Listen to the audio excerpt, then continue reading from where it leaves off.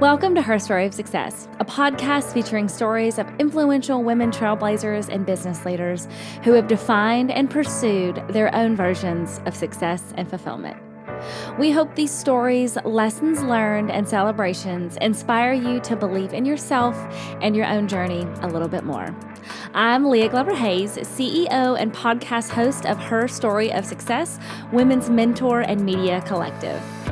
In today's episode, I am excited to interview Sherri Kottman.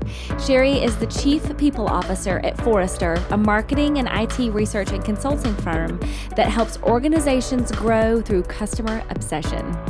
Sherri will share with us some more about her career journey, and I love the fact that she started her career in sales before transitioning into leadership and discovering that her true passion was people development. I think this past year has shown all of us just how important the human resources strategy has become for every company. And Sherri's going to share some amazing guidance and advice for business leaders and executives looking to lead well during these challenging times. I met Sherri because my husband has worked at Forrester for over 5 years, and I have seen firsthand just how well this company has responded to challenging times, showing that while they are customer obsessed, they are absolutely employee obsessed.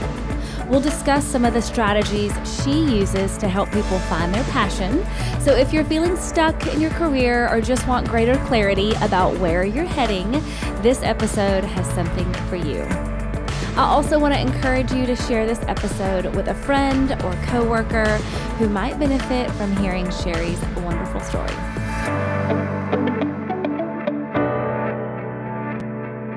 Well, welcome, Sherri, to Her Story of Success. I am very excited to have you. I've known of you for a few years. My husband works for Forrester, the company that you are the Chief People Officer of. So it's truly an honor to chat with you today, and I'm excited to share you with this amazing community of women business leaders and professionals. So welcome. It's a privilege, Leah. I'm so glad to be doing this. It's been great to get to know you through this process, and I'm excited we can be together. Yeah. And so share with us a little bit about what it means to be the Chief People Officer and a little bit about who Forrester is just as a company. I'm familiar with you, but for anybody maybe that doesn't know who Forrester is, what is your company and what does it look like for you to be the Chief People Officer? So Forrester is a global company, and we help customer-obsessed companies grow. And so we do that through research, through consulting, through events. And so fundamentally, it's, there's our backbone is research, but our product is people in a sense. I mean, that is a huge piece of our value is who we have generating the ideas, building the research content, and delivering that to these clients that are, working to grow both individually and as a company. The Chief People Officer title was there long before me, and I think it makes sense because the people are very central to this business. They are to most businesses, but I think just in a services business like us, it's just really, really critical to our strategy. So to be the Chief People Officer at Forrester, in my mind, I feel like I wear 3 hats. I lead a function. So I lead the function that has a lot of traditional HR content in it, but also, I lead an employee experience function. So we have expanded the talent in that function to think about the employee experience, voice of the employee, and the programming, and then sort of the strategy and the thinking and the planning that goes along with that. Then I play a role on the executive team, and it is my job to help the executive team be as effective as it possibly can be, leading these people, the people in this company. And so I wear the hat of executive coach or collaborator, and helping that team become as high performing as possible. And then the third hat I wear is leading the employees. Is that just because I lead the function, the way I talk about it to our employees is just because I lead the function does not mean that I own the employee experience by any stretch. But I am a steward of it, I take that stewardship extremely seriously. And so I am helping our executive team remain informed and educated about the state of the experience, places where it's strong, where it's weak. And my job is to, be a responsible and accountable steward and a passionate steward of the employee experience. So I feel like I'm here to nourish and nurture, along with the executive team, our, a couple thousand employees around the globe. So those are my three hats. That's how I kind of simply think about the job as Chief People Officer. Absolutely. And we have so much to cover in the fact of leading people, being a kind of an executive coach to your own executive team. Because I've met executive coaches that do that and as a consulting basis. But I'm interested to have a conversation with you about what that looks like within your own organization for people that you have to see all the time. It's not just a go in and leave. I really want to talk a little bit before we do that about your journey as a woman and into the executive leadership team of a global company. And because I see that you started out in strategic growth and then you ended up in the head of really the human resources and people function. So let's talk a little bit about where you started in your career that led you to where you are. What was your first role coming out of college? I started in sales. Ah. And so sales and marketing was probably the first 7-8 years of my career. And I think I've just made to think about work as being purposeful. I've always felt like it should align to your purpose, align to your strengths. It should give you things, you take things from you that you have, right? Use the things and the gifts you have, but also, give more to you, give you chances to grow. But there's just always been a real purpose-centered kind of thought process I've had about work. And so when I was in sales and marketing, I thought much more about the purpose of the companies I worked for and what I was advancing there. And so I did that for a few years. And it was through those companies that I ended up, the team that I was working with in sales and marketing. Sales wasn't my passion, but people was. And so when I moved from sales into sales leadership and managing a team, the company that I'd worked for basically said, we don't have an HR team. We need one. We have a bunch of attrition and we'd like you to, start this team and look at this attrition for this particular group of salespeople. And then, when you're thinking about attrition, Wow. it's never the people that are leaving, it's the people that are leaving, the people that are managing them. And then, so Right. that turned into a leadership development program and it started my career So from in HR. sales And to then, leadership development. I right. love that. So I'm not going to lie. I don't hear that very often that someone goes from sales to and I know human resources is a very, very, very broad term. So, but I love that you took the leadership development path in the human resources world, and that I love that you recognized, or maybe share about recognizing when you knew you were purpose driven. Because I feel like a lot of folks that, when you first get out, I feel like actually people now coming out of college are focused on that purpose, right? A lot of the Yeah. millennials and Gen Zs and all of that. But you did that early on. So when did you really realize I care about what I'm doing and the purpose behind it, not just getting a job? Because especially in sales, that doesn't seem like they don't Right. always go hand in hand, right? No, they don't. I mean, maybe that's why that wasn't the crew for me. But everything that I've ever kind of, when I think about friendships, when I think about high school, I don't know, there's just something about this might be DNA kind of stuff because I've always felt like I needed meaning.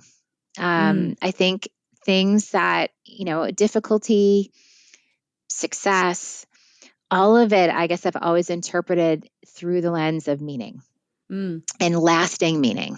And so I think for me, lasting things are often not material. They're more of they're more intangible than that. And so I needed to find a path that gave me a chance to feel that every day. And I remember there was a crisis point early in my career because I'd gone to school for medicine. I'd gone overseas and found that sort of cross-cultural exchange I was more passionate about. So I had some typical kind of identity, or sort of at least, career crisis coming out of school. I wasn't sure what I wanted to do. And I remember I did an exercise with someone who was focused on kind of like identifying your strengths or your gifts. And I walked out of that exercise learning a couple things that I am a person who needs to feel a sense of purpose. It needs to be with people. And I also am a person who really appreciates a feedback loop. So I'm not a soul worker.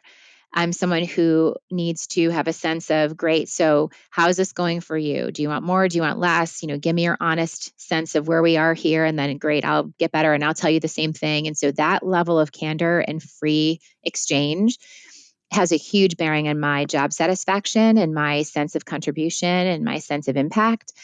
And so, and I remember walking out of this exercise I did with this man that I really respected. And I was like, for heaven's sakes, that didn't give me a direction. I mean, it gave me a sense of, components, but it didn't tell me Yeah. go this way or go this way or go this way. But over the years, it has helped me understand when I'm not satisfied in an environment or a company. I can tell very quickly why, and when I'm evaluating a job. So it doesn't tell me which companies to go work for, which titles to pursue, but it definitely gives me a sense of what kind of team construct I need to be a part of, what kind of work matters. And so I've used that as a guide, probably That's for many years. huge. I think that there's probably somebody listening that needed to hear that sometimes when you're looking at, I mean, a lot of people have been furloughed, or, this time in our lives has, I think, really given people an opportunity to pause and reevaluate what they're doing, where they are, and what they are looking for next. And I love that you just outlined something that I always talk to people when they're like, "Oh, I'm looking what to do next." And I'd really like to talk about that process a little bit of figuring out.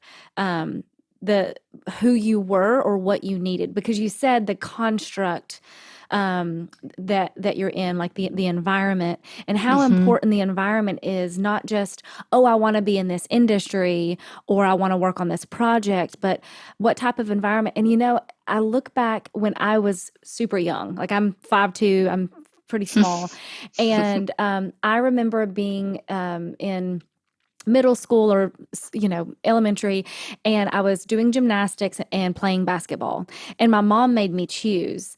And my gymnastics coach was like, "You're naturally talented at gymnastics, you're amazing, you could go so far." And I chose basketball.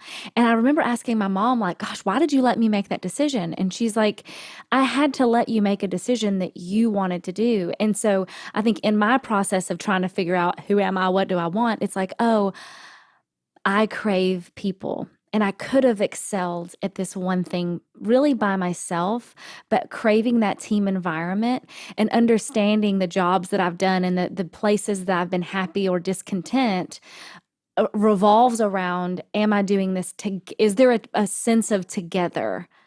Well And said. so I'm sure that you have mentored a lot of people in your career.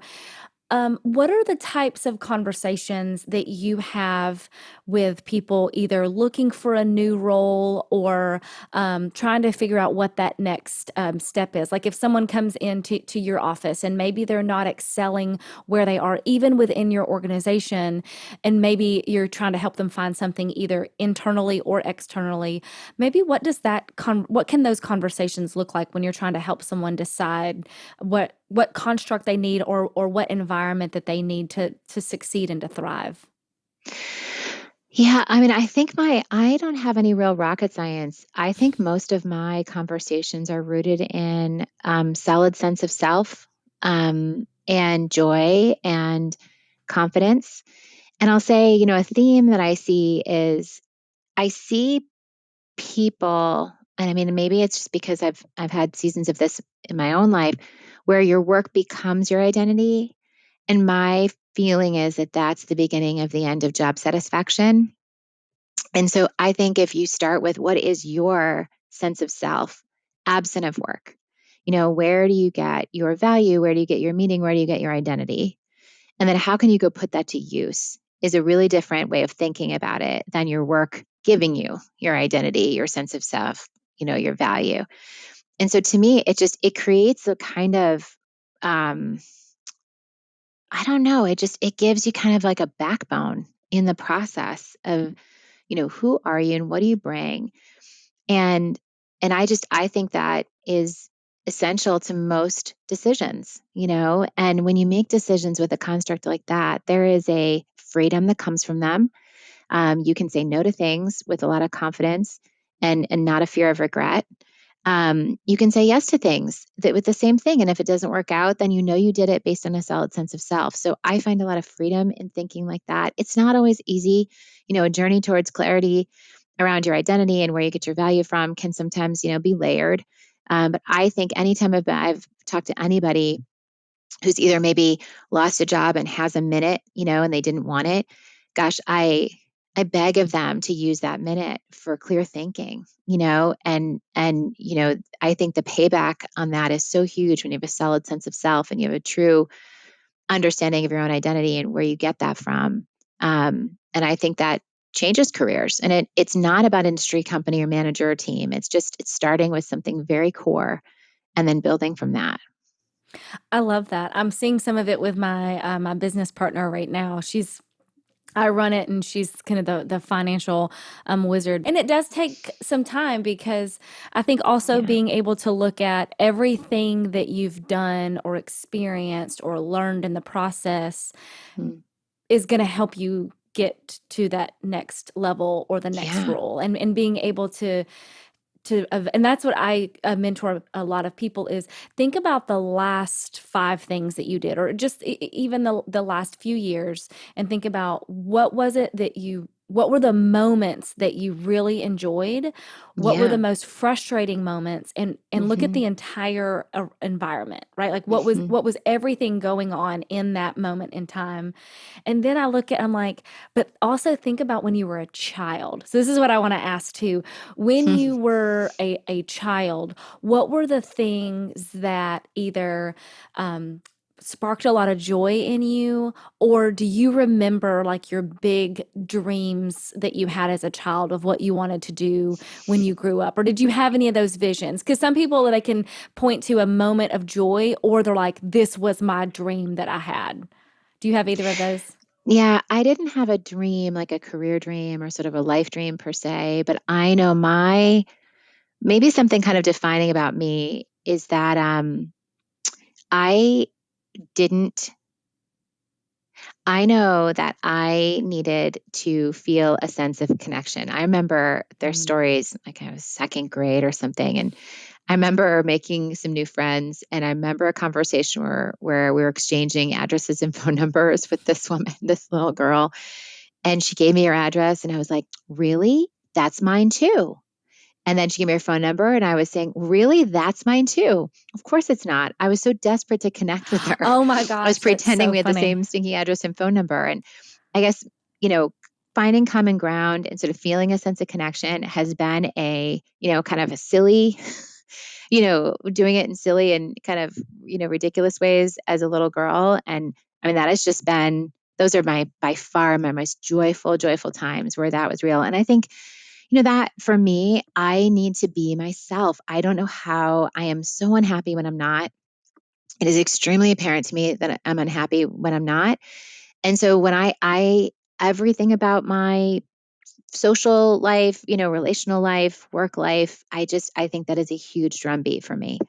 And so, that's probably my joyful moments, I think, are, wrapped in that, finding ease and connection and safety and things like that were just, I think, part of my life at a really early age.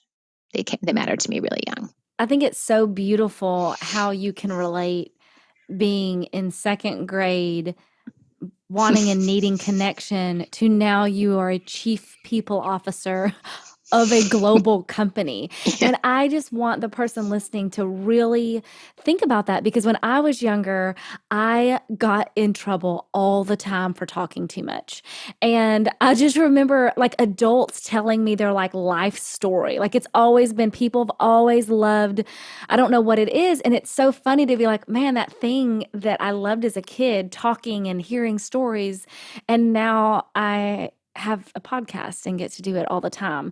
And so I love, and I like to ask that question about when you were a child. There's so often a connection to when people are doing what they love in a job that is fulfilling. There's so many times it connects back to who you were or what you desired from childhood. So I think back to your point of, if you're listening and you are in that moment of trying to figure out next step, it might be good to go back and think about what brought you joy or what was something that was defining about you as a child, and then start looking at who you are outside of your career. What is it that fills you up? And then let that be the basis of what you look for on that next step. I couldn't agree more. It's great advice. Awesome. Great Thank you. advice. Well, I do this. Like, it's so fun. People are always like, how do you find people to interview? Like, how do you make decisions on that? I'm like, you can always tell where I am in my life because I'm looking for people that I'm trying to learn from and gain mentorship from. So I'm like, this is really just a big mentor session. And you being a chief people officer and me, and I run a company now that is, we're virtual. We have been the whole time. And I'm like, I want to learn from you. Like, what are the important things about having so many different personalities in different roles? And it's so overwhelming to think about like, quote unquote, like being a good leader because people are different. And so I'm excited to just learn a lot from you about how to lead organizations, because the thing that I love about you is that so many companies do focus on being customer obsessed. But what I love that you talked about was the employee experience and how that's so vital to you as a company. I think of, Southwest Airlines and how, they're so employee focused that it lends their company to be so customer focused, right? And so I love that you get that. So I do want to talk a little bit about, your role as a chief people officer in a global company in a global pandemic. So, you did start as the chief strategic growth, and then you moved up into leadership development, and now the chief people officer. Let's talk a little bit about maybe what has that looked like since this hit. Like, what take us a little bit through that process of your role and how you've seen it shift a little bit during this crisis and some of those big decisions that you had to talk through with your executive team. Yeah, I mean, so I've been in this job since I was the interim chief people officer appointed at the end of 2018. We were in the middle of our largest integration. And then that ran Wait, through when you say integration, does that mean so that we had two purchased a company, companies? we were Okay, you had an integrating that acquisition. company Okay. Oh, into wow. Forrester. And that was a new experience. Let me just be clear. When I took the interim role, I didn't plan to be the chief people officer. In fact, I felt very sure that I shouldn't be. And so, do you think that was imposter syndrome, or what was it that made I you don't, feel? I actually really, truly, I don't think so. It may have been, but I felt so sure. I mean, when I think about our company, I've been at this company for 11 years. So it was, just under 10 at the time, maybe. And I knew I'd been a part of this team the whole time. I knew exactly what kind of talent there was. I know the challenges in the company. I know the sort of the weight we carry. And I wanted somebody with chops. I wanted someone that could come in and stretch us further. I wanted, like to your point, Lee, I wanted to learn from somebody, I wanted them to bring us things we couldn't see. And I cared so much about that for the benefit of the company and for the benefit of the team that I was on, and maybe even for my own benefit, right? Just because I felt like I did so much I wanted to learn. It was a chance to really learn from the next great person. And um, so I did our CEO said, yeah, and, maybe you want to think about it. And I said, that's fine. I think I've thought it through pretty carefully. And this is the right move. And so we went on a really intense search, met some incredible people, and many of them I'm still in touch with. I mean, they're amazing. I mean, there's incredible talent out there. And we would have these conversations about the company and the talent and what is the practice up to these days and what's important in a leader. And I mean, I felt like I was benefiting so much from those conversations, learning and picking things up. And then it was at the end of that kind of process where some of them started to say, well, like, why aren't you doing this? And the the people candidates, that you were looking to hire are telling you, why are you I not mean, in this role? we had That's this funny. incredible camaraderie that was forming in a sense. And I think because maybe this is tied back to the root, I was just me. I was just doing the job. There was no pressure. There was no performance. I was just interviewing and trying to learn about them. And, it was just a very natural environment. And I was doing the job of interim to learn, but also I wasn't posturing. There was no there was no contortion, right, in that Right. environment because it was really open and candid and really free of any, I don't know, the dynamics that can really mess up people's effectiveness and performance when you're in a moment like that. And I didn't realize that was actually creating clarity and kind of opportunity to sort of have a better sense of my own skills and have a better sense of how my skills stack up against others. And sort of by accident, that freedom just, led me to this place. And there's a lot more to that story related to some other family moments. But at the end of the day, that was a huge decision. I think and I'm very thankful for. But then I went into the integration and, tried to, did my best through that. And then literally, we barely kind of exhaled out of that. And then obviously the pandemic hit. And I felt like the pandemic for us, I really felt like it started affecting my life in January. I mean, we have an office in Beijing. We have many offices in Europe. And so in January of this year, we started paying attention and hearing things. And we were, quickly, our CEO said, I want you to dust off our business continuity plan. I want you to lead the process there, which I've never done before. And so that's a major operational effort when you think about it, to do business continuity planning. And, so we had one, but it's just sort of refreshing it all and going through that work. And he was right. The operators were out running the business. I was the right person to sort of galvanize the people to come together to do that work. And then, I still remember it was March 15th that we were managing cases and communication strategies and contact tracing and even those early stages of it. It was a massive emotional burden. I mean, I think February and March, I was feeling like that was the most intense part of the year. And it wasn't until March 15th that I made the case to say all of our offices globally, we need to close them. I can feel it. And we had the density of managing the emotional health concerns every time I notify somebody that they could have been exposed to the 5,000 emotional questions that come after that. We're running people through a ringer here and we can handle this at home. So let's do it. And I mean, there was a very intense set of discussions. There were so many unknowns, our CEO, my CEO and I were sort of, a year into our relationship, but the level of trust and confidence is always growing. And those are huge choices to make in extremely new circumstances. And I still remember, making a recommendation. We said we'd sleep on it. I sent him a note that night and said, I'm so sure that we have to do this. And these are the reasons why. And the next morning we made the announcement that we'd work from home. We didn't know for how long, but that was a pretty defining moment. And I think it was the best decision we made. And we've been remote ever since and, working to do that in the best and most effective way possible.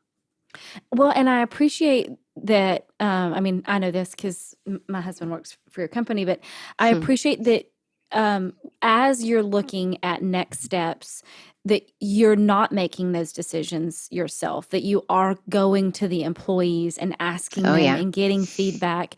And so, as you like your peers that are listening, what are some of the things that you've done but with the employees so that you knew that it was the right decision for everyone? Because I can't imagine that everyone has the same opinion, right? So I'd love for you to talk through maybe some of the decisions, because globally we all have the pandemic, but here in the US there's also been a lot happening around conversations with race and diversity in companies, and all of that. So you've had the global pandemic and this other massive conversation happening. So I'd love to hear how you're communicating with the employees and making sure that they are a part of the conversation and a part of the decision making. Yeah. So I think when I first got the job, one of the first things we did in 2019 is we changed our approach. We hadn't done a full engagement survey in a long time, and this story matters because I had been hearing from all these different employees about their experiences, even before the pandemic, even before the racial injustice awakening that we all are in the middle of and living through right now. That I had, even before that, it was, everything from, we need to change this policy. This benefit isn't good enough. It'd be like people catching me in the hallway in the Paris office to, big voices that show up in my emails every once in a while. But um, I couldn't, I was so unsure how to look at the entire picture and hear every voice that I was desperate for a more comprehensive view. And so we constructed an engagement survey that was a annual survey, and we changed the tool that we use, and we sort of worked with our own research to and we're using Glint. They have a methodology. We married that with sort of some of our research methodology because we write about employee experience, and we built a survey. And one of my favorite questions in it was so there's 45 questions. One of my favorite questions was, there were a couple open-ended questions. And my one question was, if there's one thing, you're going to tell us all these things in these 45 questions, but if there's one thing that could really change your employee experience, tell me what it is. And so from that question, I got kind of like my laundry list.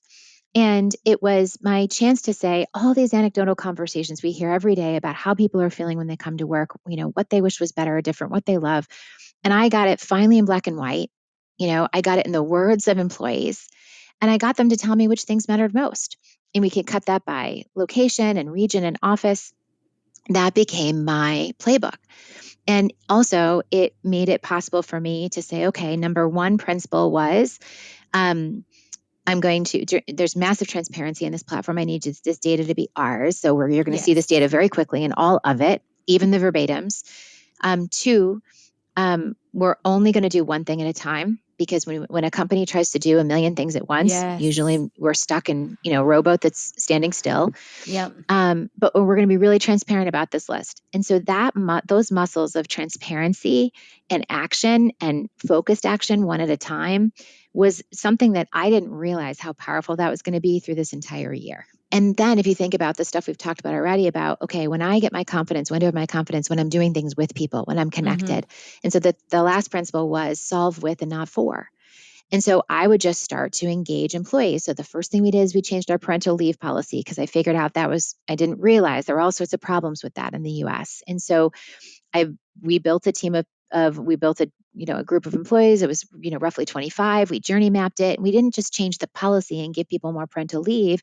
We changed the entire experience of what it's like to be, to go on leave. Like, what kind of support do you get on the front end? What does your manager know? So that's just, those are just truths. That's the way to lead, kind of, period.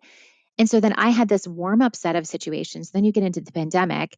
There's no sense of, there's no playbook, there's no itemized list of things to do that I can go find, but there's absolutely the chance for remarkable transparency, stating what you know and what you don't. There's a chance for constant listening and surveying. And there's a chance to make all decisions, with and not for.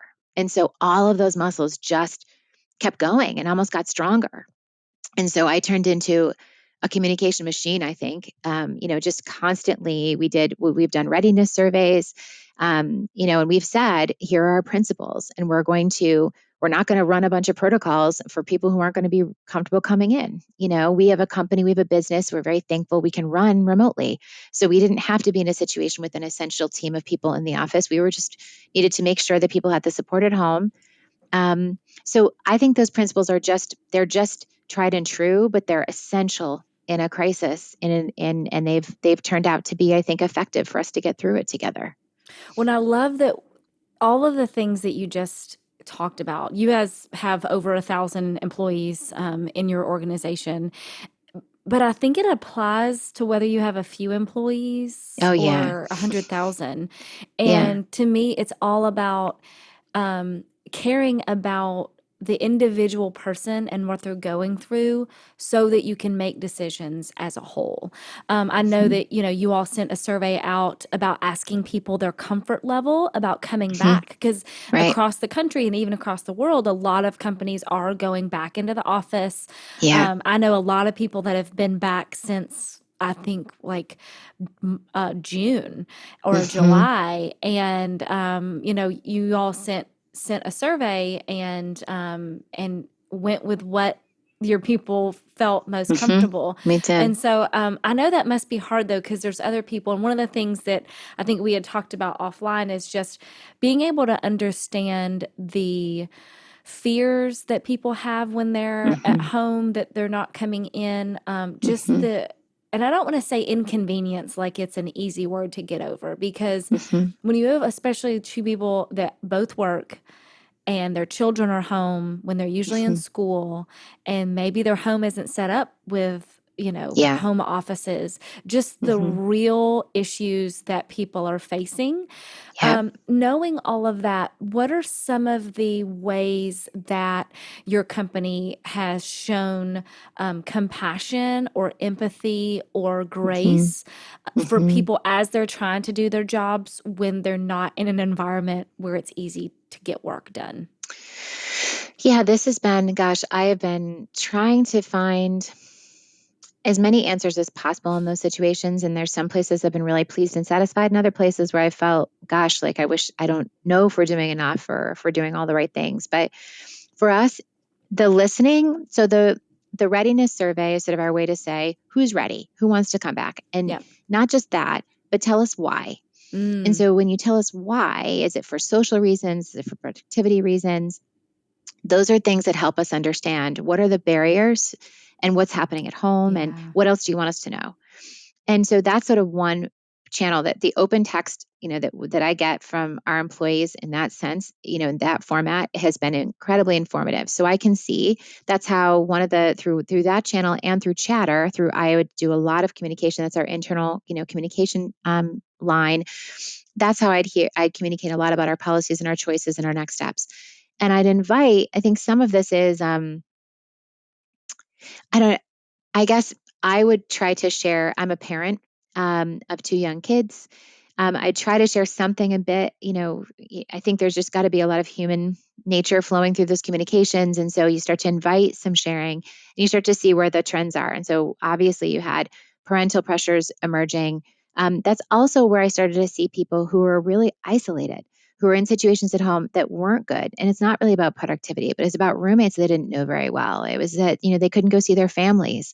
Um, you know, Families that are sort of separated families, and they are normally used to seeing each other's kids and they can't, so just there's a lot of circumstances, I mean, let alone mental health. So I think there's some fundamental things that we did. There's ongoing listening. We started to create communities. And so definitely a parent community emerged, and there was a ton of support provided for each other. And we did that it's actually taken a new form at this point. So it turned into something that our function was facilitating.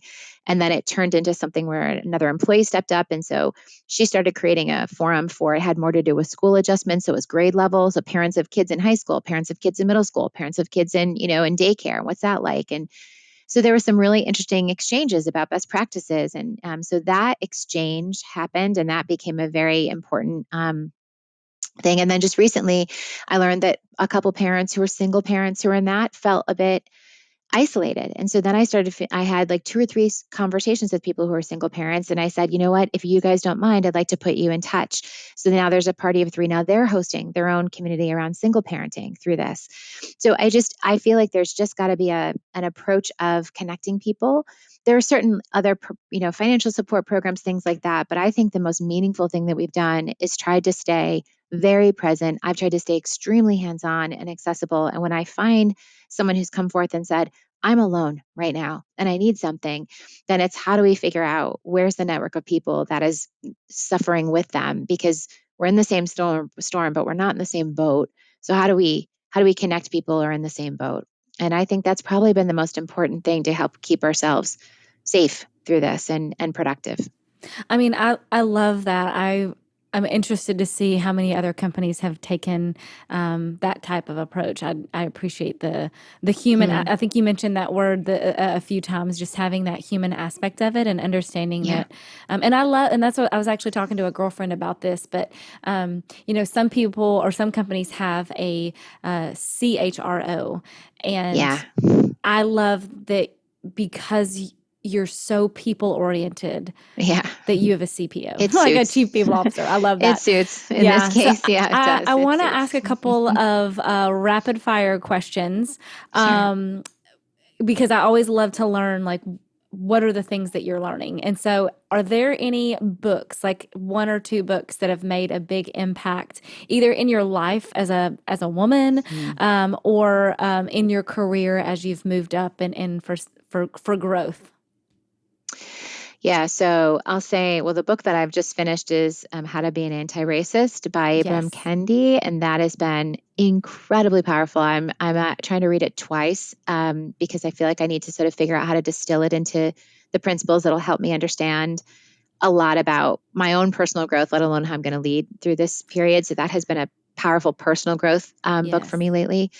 Daring Greatly has Yeah. been a major book in my life that has been that might be a mantra, Yes.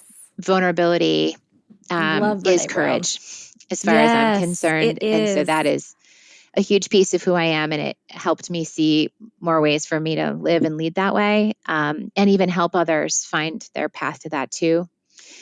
Um, other older ones, Good to Great. That's a concept of building on your Mhm. strengths. Those are old school, but they were introduced really early in my career, and I would say those principles have stayed with me. Mhm. Um, those might be the That's big ones awesome. that come I to love it. mind. Awesome. hmm And then Yeah. what are you most proud of? So, I mean, for a career, I might say I don't think I'm different in this Mhm. job than I was in my last one.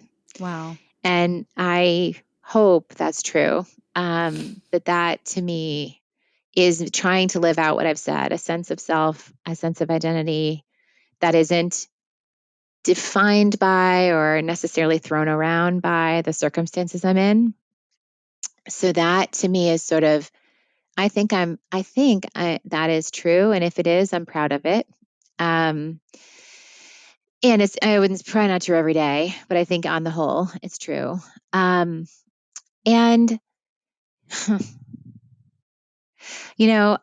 I think as a person, I've been over the last several years learning a lot about what it's like to live at peace with things and not attempt to control.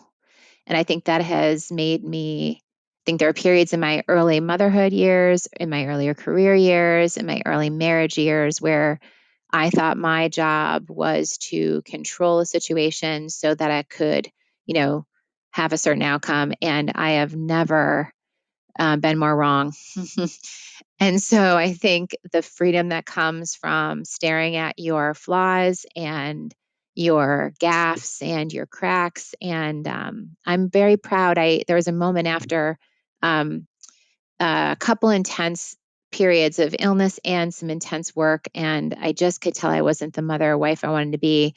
I went and I worked it out. And then my husband joined me, and we had real beautiful time of just freedom of looking at flaw and sin and just things that just weren't pretty. And I am really glad to have done that. That was a place of growth and freedom. And I see, I mean, the voices of control and make sure all this stuff works out right, Sherri, is are still there, but I can see them clearly, and I know that the pursuit of perfection, comparison, all that control are just, they're just barriers to happiness and peace. Absolutely. Yes. So Well, and I love that you did that, or at least yeah, part of it with your husband, because one of the things too is, as we rise up in our careers and we rise up as people, you have to continually, and this is my belief, but if you're married, you have to continually choose to grow together. yeah, Right, because it's easier to grow apart than it is to continue to grow together, and I think that oh takes work, yeah. and I love that y'all at least did part of that together. Kudos Okay, to him for jumping into that yeah, pool. I'm really glad he did. It was really courageous and jumping in that very pool. kind of him to do so. And yeah, I totally agree. It brought us. It was something. It was necessary to do it together. I love that. So this is on inspiration. I'd love to know who Hmm. inspired you along your journey, and then who inspires you now. Yeah. I mean, there have been a few people that I have followed that are just, I don't know how to describe. I mean, we all just know when we're with really genuinely authentic, real human beings that trust you enough to show you who they are. And I just feel like I followed so many people like that in my career. Yeah. Who just don't put on airs, and so there's names, Christine Healy and Virginia Crosa and Michelle Berglund. I mean, these are all just names that Jeffrey Healy. I mean, they just showed me what it's like to lead and as themselves. And they helped me, I think, figure out what I had to bring to the table. So they just, I can't, that is not a famous set of inspiration. It's a million examples of great living and great human beings that I just think have kind of been around me always. So that has been in the past. And I think that I wouldn't have ever had a solid sense of myself without people like that. I weep a little bit when I listen and think about people like, today, Ruth Bader Ginsburg. It's kind of hard not to talk about her right now. And Brene Brown, I just sometimes I want to do more with the lessons I've learned and communicate in the way that she does, and in the way, make the difference that they have, I think, for women. So those people, they give me courage, they give me strength, they give me a desire to keep going and keep doing more. And when my voice starts to shrink and I worry about whether or not I'm out there too far or out in front too much, that I think about people like them. Um, there's one anecdote from Ruth Bader Ginsburg that it's been with me all week. And there was an image of her as a singular woman in a room. It might have been on the Supreme Court. It might have been just a room at Harvard. And she was alone. She was the only female. And I think that the caption was, even if you're the only one, you can make such a difference. So a single human being has so much value, has so much capability to make a difference. And not every single one of us will do it in that way. But I think thinking like that, sometimes when I'm doubtful or when I need a little sense of confidence, those are great. They're great examples to me. Oh, she's a hero of mine, and most women for sure. No doubt. What I loved about her, and when she was the only one in the room, she was focused on not being that again. She was so focused on helping other women get there and bringing equality. I love that, but without damning the man. Right? Yeah, it wasn't about reducing the impact of others. Yeah, right. So I loved it, but she also had a good spouse too. That was a Yes, partner. she did. So I love that. Yes, she did. So last question is, how do you define success today, and has that changed? There's a quote that shaped a lot of my early life, which was, comparison is the enemy of contentment. And I just didn't realize how much comparison was a huge measuring stick for me earlier in life. Everything from work to marriage to, Lord knows what. And so I think that used to be probably more of a metric for my success. And it is so very clearly not that. I mean, to me, we're going through school choices right now, and there's so much divide in our community about who's choosing which thing. And I think for our family, it's just, we have to know what we're here to do. And for me, it's to make an impact on human beings, make a lasting impact on human beings that happen to be put in front of me. Not the ones that, maybe there's people in other countries I should be thinking of, and maybe someday I will, but for whoever has been put before me today, in my neighborhood, at my work, my family, those are the people I'm here to impact and give to and learn from and listen to. And so I think that's what I want to teach our kids. That's what my husband and I believe is central to who we're raising. And so any decision that kind of doesn't advance that, I think any decision that doesn't advance that is just so secondary, and therefore the stakes feel lower. So I think that is success today, day to day. I love it. Day to day. Yes. Yeah. I don't think there's any sort of magic moment out there. It's each day. I love it. Well, I appreciate your time. Thank you so much for joining us on Her Story of Success, and I look forward to sharing your story. Thank you, Leah. It was a complete pleasure. Thank you so much for tuning in. I hope Sherri's story inspired you to take some time to think about what you are passionate about and how you can integrate your passions into your career.